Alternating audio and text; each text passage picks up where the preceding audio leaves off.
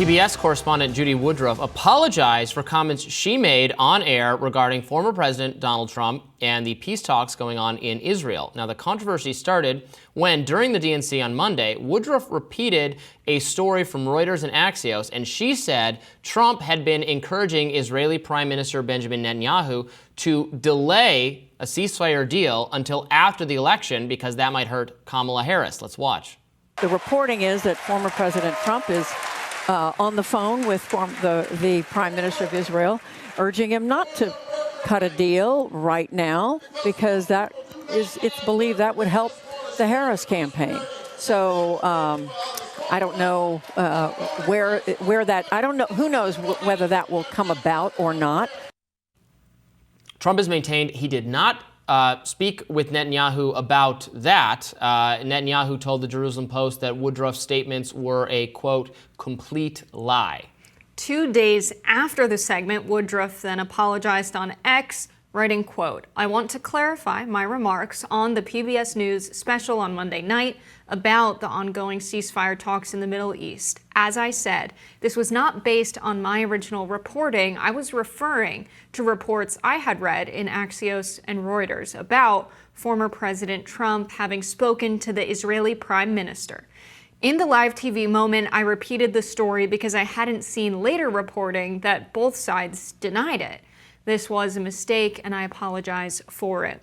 Yeah, so let's be careful about what happened here. So they did speak, Trump and Netanyahu. They did. Reuters and Axios reported that they spoke, but they did not say that Trump urged Netanyahu not to take the deal. In fact, the source that told Axios said that the call was intended to encourage Netanyahu to in fact take the deal, but the source did not know what was actually said on the call. So we don't know what was actually said on the call. Judy Woodruff introduced the idea that, not, as far as I can tell, Axios and Reuters, and I apologize if I've missed that somewhere. I've just read the Reuters story, which is a summary of the Axios story, and nowhere in there does it say that Trump told Netanyahu not to take the deal, said nothing about Kamala Harris.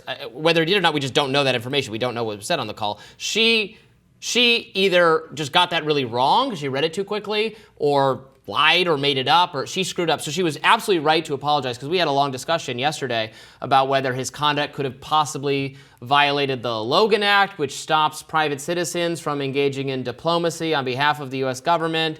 And, we had a debate about that. Our debate still stands, depending on how you think the Logan Act would apply. But the underlying factual reason to make that claim is, I think, not at all supported, because we have no reason to think he actually did say that. And here on the show, we credited it to Judy Woodruff. And she's saying, not original reporting from me. She clearly misunderstood the article that she read. And so it's been this strange telephone game. But now she's kind of in hot water, because accusing someone of doing something that is a crime is not a good way to use your free speech. He could sue over. Watch out, Judy. You got to be careful when you're just talking on TV for hours at a time that you don't say something wrong. Something we all have to be aware of. And look, it happened. So I guess I won't be too hard on her, but that was a big mistake. Right. She was correct to apologize for it.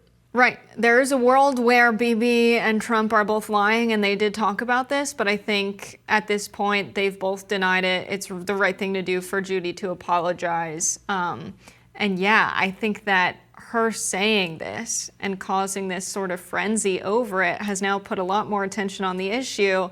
Trump could say this is something that hurts his political chances. He could make a meal about this. He could make her one of his favorite enemies, as he often does. We could be hearing her name a lot, and him talking on Truth Social about how Judy Woodruff ruined my campaign. Yeah, he could accurately state the mainstream media is lying about me, is saying I am working against the ceasefire deal, made up something that happened, and that would all be true based on how this went down. He could be like, no, I called Bibi and I said I wanted one. And of course, Bibi, who's on the same team as Trump, is going to be like, yeah, whatever you say, my guy. Totally.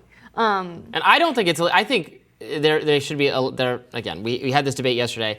I think the Logan Act would quite stand up to scrutiny if it was challenged to this degree, because I think Donald Trump is within his First Amendment rights to talk to Bibi Netanyahu about what he thinks the Middle East policy, the Israel policy should be. And if you don't like what he says to Netanyahu, or you think he's encouraging there not to be a ceasefire deal, you can absolutely hold him accountable for that by declining to vote or support for Donald Trump.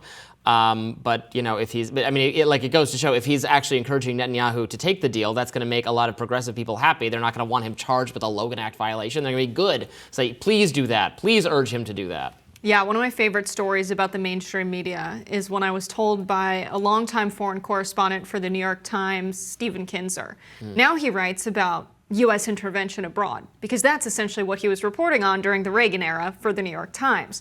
He was in Nicaragua, and he was told by his boss that there's talk of a plane, some kind of Russian shipment coming in on a boat or a plane of weapons to the Contras, or rather to the Sandinistas. The Contras were, of course, being funded by the right wing in the United States and Ronald Reagan.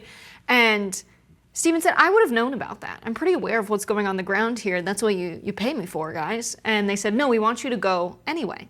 He said, okay. He's up at 4 a.m. waiting at the shipyard. Nothing comes in. He goes on back. He says, there's no shipment. They say, write the story anyway. And they run the story. Shipment from Russia doesn't arrive in Nicaragua, which makes every reader believe that there was a shipment. It just didn't come. And the Russians are in cahoots with the Sandinistas during the Cold War era. That's all they wanted the public to understand, is that these two things are connected.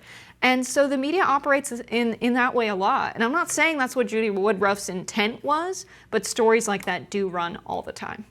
Yeah, I think she just casually assumed that Trump was going to be engaged. I guess I shouldn't try to predict or guess what. She might have just gotten it wrong. She might have read the story wrong and thought it was saying the opposite of what it was saying. That does happen, and it's a tough job to be on camera and say things that are accurate with 100% correct.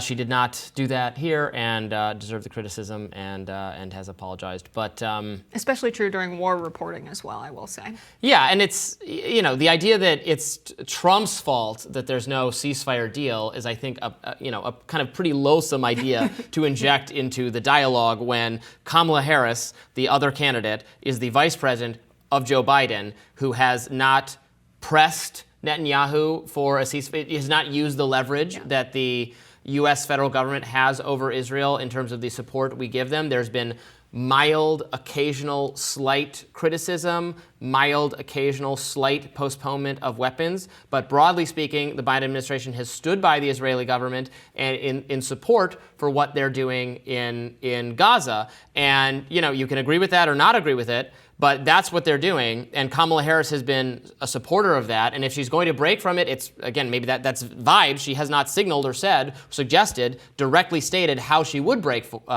from it, how she would bring about a ceasefire in any way differently from Biden. So for a media operator to shift the conversation, go, it's really Donald Trump who's stopping there from being a ceasefire deal, that's an annoying thing to say. That's not true. He's not in charge of the policy. Joe Biden is in charge of the policy. Kamala Harris is part of it, and the policy has been whatever Israel wants. Also, let's imagine how this could have happened if it's true that Donald Trump urged Netanyahu to not sign on with a ceasefire deal. He would call him, hi, Bibi, don't do that ceasefire deal thing. It'll be good for Kamala Harris. Bibi would say, hello, Donald, I wasn't going to anyway. End of phone call. No negotiation. Netanyahu doesn't want a ceasefire deal with the terms of, any kind of permanence, any kind of arms embargo. They don't want to pull out of Palestine. So Bibi doesn't want this anyway. And so there's a case to be made for, would there have been a negotiation even if Donald Trump expressed this interest to Netanyahu? Perhaps not. More Rising right after this.